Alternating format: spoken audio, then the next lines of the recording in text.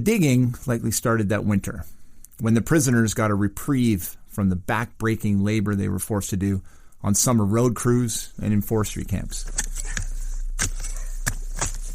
One of the prisoners smuggled a shovel from a nearby coal mine. They also had crude handmade shovels and dug with buckets, coffee pots, even cups. Anything to taste freedom again. They were prisoners in a Rocky Mountain internment camp. After World War I broke out in 1914, the Canadian government grew suspicious of immigrants from Germany and Eastern Europe. So they declared them enemies of the state, rounded them up, and threw over 80,000 people into camps peppered across the country. Germans and Austrians, Poles and Slovaks, Czechs and Croats. One of the more brutal internment camps was built 13 kilometers east of Fernie in a community called Morrissey. Morrissey once boomed, but when the coal mine closed around the turn of the 19th century, it became a ghost town. The government converted an abandoned hotel into a prison and ringed it with barbed wire fence and patrolled it with locals. Around 10,000 internees were housed there, some of them women and children. Morrissey was regarded as a particularly barbaric internment experience with abusive guards, solitary confinement, hard labor. And so, the prisoners started digging to be free of it. The diggers were mostly Class II prisoners who weren't watched as closely as the Class I Germans. They framed their long tunnel in wood poached from their beds and meticulously engineered their exit hole in nearby woods. They planned to walk south to Montana from there.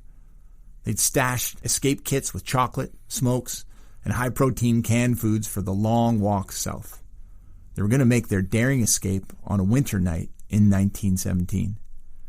But just before they punched the tunnel up into fresh, free air, it was discovered. Perhaps a fellow prisoner talked, perhaps the guards grew suspicious or heard digging sounds. The ringleaders were thrown into solitary. At least 4 of the prisoners died in the Morrissey camp, probably more. They didn't really keep track back then. But it turns out our forefathers were good at confinement. In fact, a second camp was built on the Arrow Lakes in Edgewood. The Kootenay's long, ugly history with internment had begun.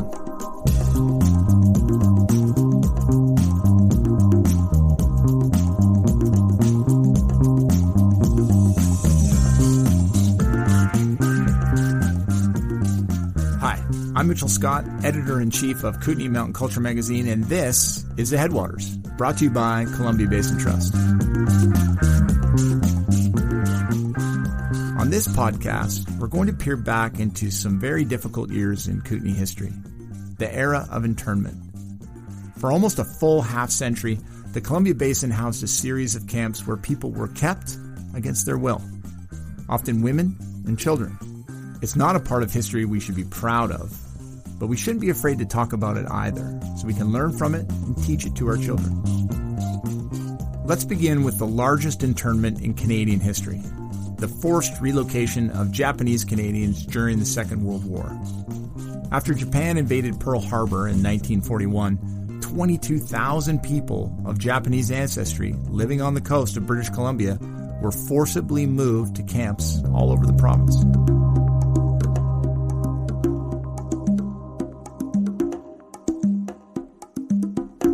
The largest concentration of internees was relocated to the Basin area in struggling logging towns like Slocan City, New Denver, and Caslow, transforming these communities overnight into tent cities. Historian Greg Nestoroff has a story about one of the internees in New Denver and the efforts to remember his life. Greg, where do we begin? Let's start at one of the oldest standing buildings in New Denver. Down near the shores of Slocan Lake is a tiny church that was built 130 years ago for the United Church of Canada. Hi, it's good to see you. Come on in. This is a former Turner Memorial United Church, built in 1893. Chad Townsend greets us. Chad lives in the Lower Mainland, but he fell in love with the Kootenays about a decade ago. So he searched for property and settled on this tiny one-room church just off the main street. He bought a church? Yeah, and it came with no kitchen or bathroom, so Chad started renovating. And along the way, he became curious about the history of the church. He lights a fire in a wood stove and picks up the story. Anyway, I took a bit of a chance and bought this building from the United Church of Canada, and so I'm, I guess, the second owner. But it was when I was looking for photographs 5 years later in Vancouver at the archives, the United Church archives, that I found all these stack of dusty letters. As I started to learn more and more about the internment in New Denver, I realized this building had a connection to it. Its main connection was that it was the high school. It became Lakeview Collegiate for those Japanese Canadian internees. But I didn't know the story of Reverend Nomoto until I found these letters. And they were from this building in New Denver back and forth to a building in Gastown. Who is Reverend Nomoto, and what's in those letters? This is a story that consumed 5 years of Chad Townsend's life. He got his hands on those archived letters sent from New Denver to the United Church in Vancouver. They were from Kiyuchi Nomoto, one of the first Japanese Canadians to graduate from the University of BC. Nomoto got degrees in economics and philosophy in the 1930s, even though English was his second language. He was quite a brilliant young man who then went on to become a United Church minister. There at the church in New Denver? No, first on Vancouver Island and then in Steveston, where many Canadians of Japanese descent lived. So all was going well for Reverend Nomoto.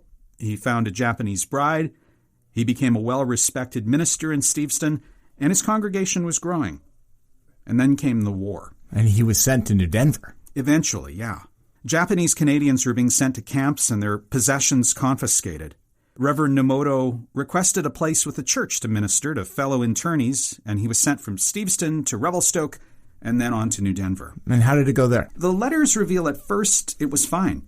He ministered the gospel from that small New Denver church, even though most of the internees were Buddhists. I was actually in Japan in January. We went to a Shinto shrine, but I didn't see much evidence of Christian faith. Well, there were Christians among the internees, but they were in much smaller numbers than the Buddhists. So Reverend Nomoto, he found a congregation, he settled in, and he began writing back to the United Church in Vancouver. Life was hard, and things were difficult for the internees, but he did his best. And everything seemed fine. What do you mean, seemed fine? Well, after a year or so, the letters back to the United Church start to become more and more unbalanced. Unbalanced? What do you mean by unbalanced? He started ranting about conditions in New Denver and the people there and what he saw as their lack of faith. So the forced internment really weighed on him, and he became distraught or even unstable. So this was a very educated man, but he wrote his superiors in Vancouver, and this is a direct quote. He said, "I may you tell that Christian work of 50 years in BC is a failure. Not one minister or member is a real Christian. They are thieves and have no gospel." Wow, this is pretty striking stuff. He's losing it a little bit. Well, it wasn't like him at all. I mean, the first letters are positive, but soon they become strident and cruel. And Chad Townsend says it's hard to read these letters after all these years. So this reverend with such a promising future appeared to be going insane. Something out there in New Denver pushed him over the edge. And it's all in these letters that Chad uncovered. A number of the main years and letters are from New Denver reporting back to Vancouver. So the letters spiral, and he flees New Denver in the spring of 1944. And letters, those are the last letters. And so based on that, I had to do more research to find out his final days, but he ends up in the mental institution at Essendale, now Coquitlam. Wow. He's now committed to an institution. Yeah, and while he's there, his mental health gets even worse. He's given electroshock therapy. Electroshock therapy. They're shocking him. Yeah, and he declines further treatment. And he dies in the summer of 1944. And he's only 44 years old. Broken, forgotten man. And his wife, she's then moved from camp to camp. And after the war, she decides to return to Japan. Because internees, they're only given two choices, right? Go to Japan, which had been devastated by the war, or go east of the Rockies. So this family was destroyed by the internment. It's so tragic. I mean, what do you even do with a story like that? Well, Chad Townsend decides to make a film with it. I mean, this is just one internee story, but he realizes if he doesn't tell it, nobody will. So he bought this church, and he now knows about this man with whom he had a mutual connection through this building. And it takes years. Chad spends his own money, and he creates this lovely 20-minute film that he calls Nomoto, a BC Tragedy. And here's an excerpt. Who was Huichi Nomoto? Nomoto was a man of education and religion, a man lost to time and history, but a man the past insists we remember. I knew that I wanted to share this story, I just didn't know how because of its sensitivities. There's someone who really suffered mentally from internment, and many did, I'm sure. Such a uprooting and the property being sold off and being dispersed to all these different places. So, I think the mental effects of internment haven't been explored very much in film, and it's not necessarily my story to tell, but I'm pretty proud of what I was able to put together with the input of the Japanese Canadian community. So, Greg, was Reverend Nomoto's story typical of the Japanese experience here in the Kootenays? No, it wasn't. I mean, the internees suffered tremendously. They were housed in tents and then in plywood shacks that without insulation that they had to build themselves. And most of the men, they had to work in forestry or highway camps at first. If you want to see firsthand what the living conditions were like, then make a trip to the Nikkei Internment Center in New Denver. But Reverend Nomoto was a rare case. I talked to Chuck Tasaka, whose parents were interned in Greenwood, and he's interviewed in Chad's film. This is his take on Reverend Nomoto's situation and how the internees coped in general. More cases like this should have happened in such a tense, uncertain times. But those who had children and grandchildren, they fought hard to survive. There's so much pride, so they had to succeed. They had to overcome this adversity. I've heard of a suicide or two, but it was sort of a rarity, you might say. And thankfully, with the children, it's koromo no tameni, for the sake of the children, they're not going to give up. It would be like, okay, we lost the battle, being interned and being forcibly removed. But we're going to win this war by being successful, being a happy family. What did Chuck Tasaka think of the film? I think he found it hard to watch. I mean, it's a troubling story from an extremely difficult time, but he thinks it needed to be told, or otherwise his family wouldn't have participated. I mean, not only is he interviewed in it, his niece actually narrated it. Was it shown here in the Kootenays? Mm-hmm. It was shown at theaters all over the Kootenays and in the Lower Mainland. It was shown actually at a film festival in Silverton this past winter, and we went to have a look. I would like to welcome you all to the 17th Annual North Valley Mountain Film Festival. Nomoto, a BC Tragedy, was shown along with films about skiing and biking in the backcountry. Not surprising for a film festival in the Kootenays. We're pretty into that stuff. Right, but it really stood out because of its subject matter. And it was well received because it's such an important story to tell, especially in the Slocan Valley where the bulk of the internment happened. Here's Chad at the festival with one last thought. I think that we're coming to terms with a lot of our past history in Canada, and I didn't know anything about internment growing up in Saskatchewan, for example, and studying social studies. I think that we've always painted world wars as pretty black and white. The Germans were bad, we were good, and we didn't learn about some of the nuances. This is sort of one character's experience of internment, but in a way the film is also a story of 22,000 people's experience of internment, and I don't think anyone could have left without some bitterness, some scars.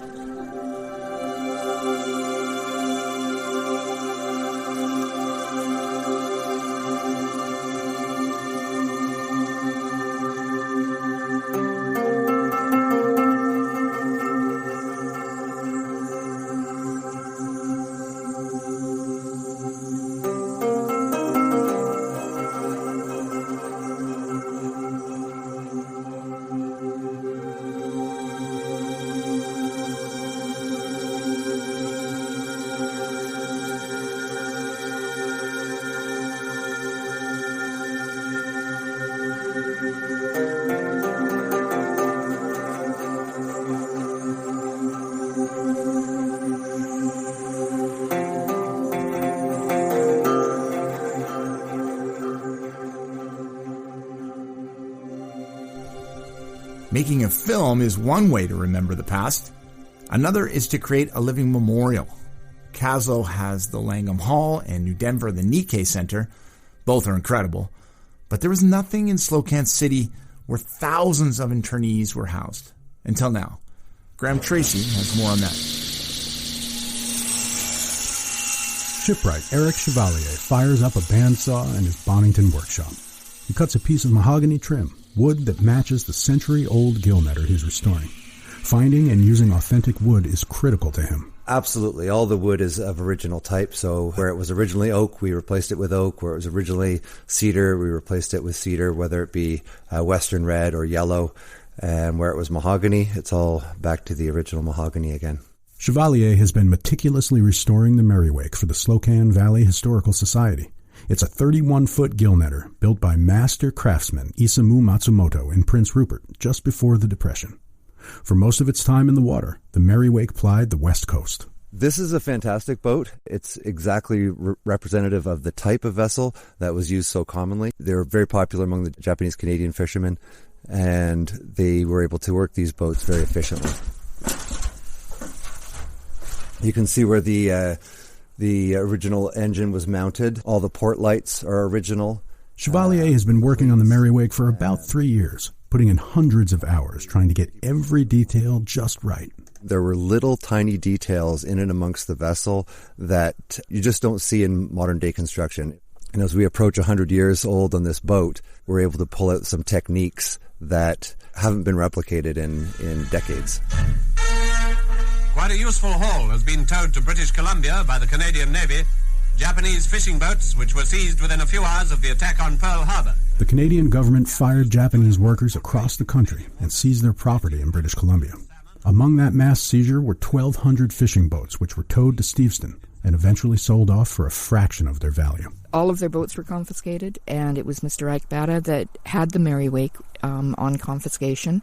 BC Fisheries took it over. It was used in their fishing fleet until after, I believe it was 1946, when it went into private hands again. More than 1,000 ships, which no doubt Canada will put to good use.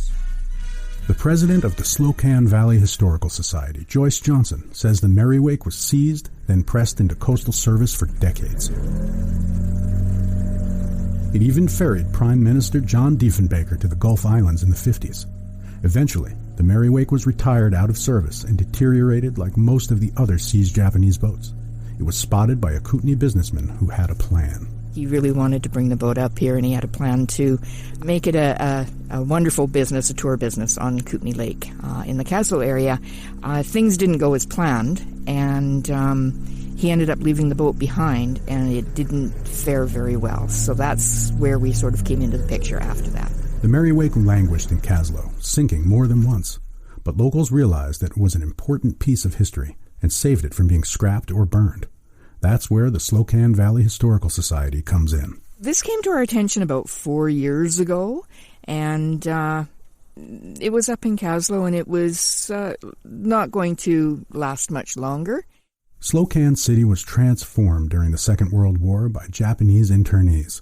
The community may have become a ghost town were it not for the arrival of almost 5,000 Japanese Canadians. They immediately revitalized the entire valley, and even though they were prisoners, became a vital part of the communities they were interned in. But unlike in Kaslo and New Denver, there is nothing left to commemorate their time in Slocan City. In Slocan, there's very little left. There was almost 5,000 or a little more than 5,000 people that were interned between the city of Slocan to Bay Farm, to Lemon Creek, to Popoff Farm. And after the war ended, there's very little left of what their culture brought to the valley.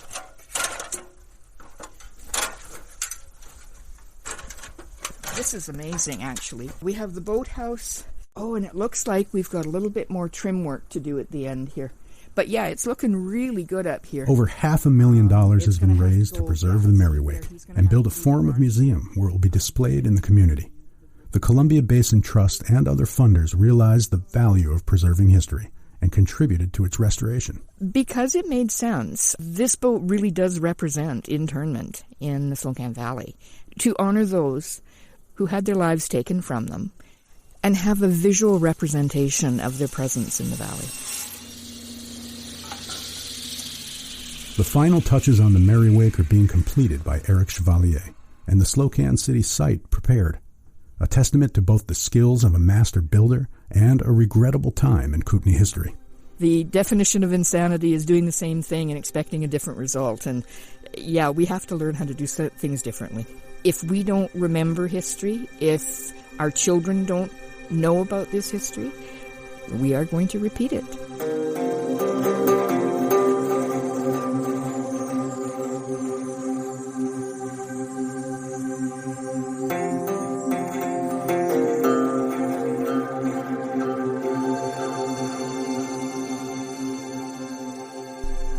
After confinement of Japanese Canadians during World War II, New Denver was used one final time.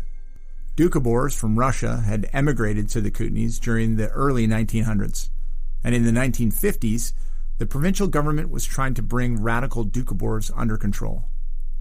Some Doukhobors took part in bombings and nude parades, often refusing to send their children to government schools. So the province had the RCMP round up 150 Doukhobor children and interned them in New Denver for up to 6 years. Parents were permitted to hug their children through a chain-link fence. My name is Brian Thomas Peter, and I'm the author of The Kissing Fence. So I was in the process of trying to write a story or explore why people abandon values and what they know to be good for themselves, and sometimes do bad things and go off on the wrong path. And then I was also interested in exploring why it is that people are stopped or prevented or hesitant to turn back when they realize that they've made a mistake. It's not only a good story, but it's profound and really relevant to today. Chad Townsend made a film about internment. The Slocan Valley Historical Society preserved a seized fishing boat. And Brian Thomas Peter chose to write a lovely piece of historical fiction about the effects of internment. It's called The Kissing Fence. It's interesting that when people read the book, almost everyone I know who's read it says how shocked they are by those events, that it is very clearly something which is contrary to the values of Canadians. It's an anathema to everything we like to stand for. We have aspirations to being liberal and accepting and tolerant and so on. And people are horrified by what has happened there. But what's interesting for me is that they didn't know about it.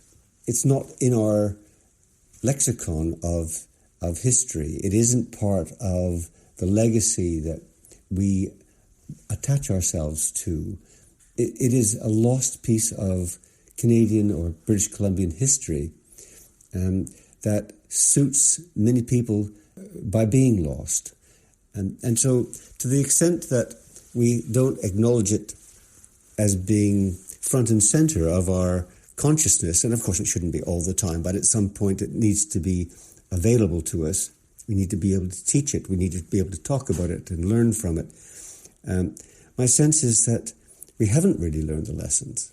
People are horrified to know of it, but they didn't know of it. And that's the legacy that we bring to this.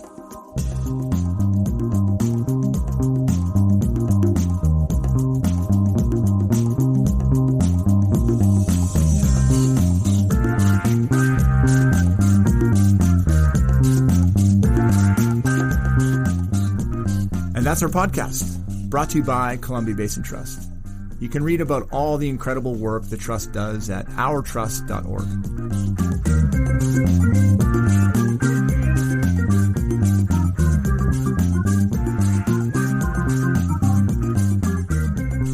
You can also read more about these stories and see some great pictures on our website, headwaterspodcast.com. I'm Mitchell Scott. Thanks for listening.